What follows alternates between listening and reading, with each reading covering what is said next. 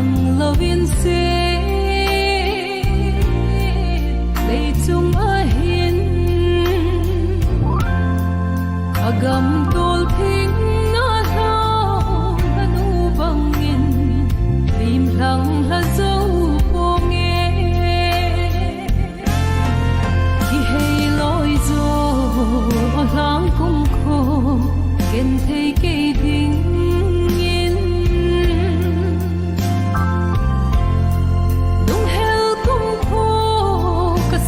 then te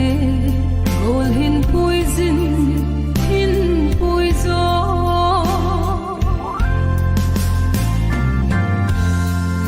il khan na te di lai dip ka dap me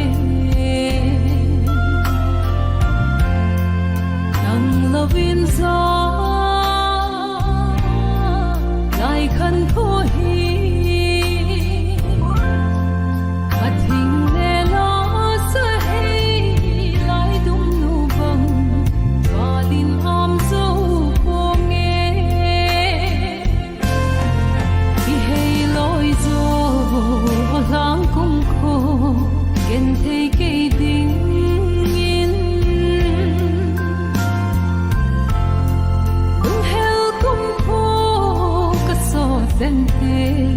gol hin poison hin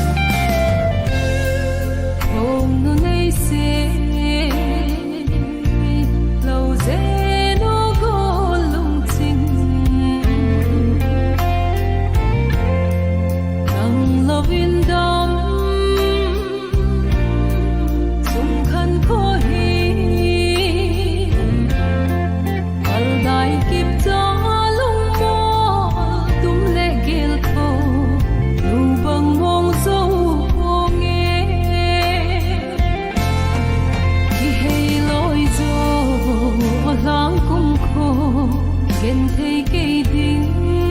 in tung hel kum pho ka so zen te gol hin poison hin poison ki hei loi zo lang kum kho ken thei ke ding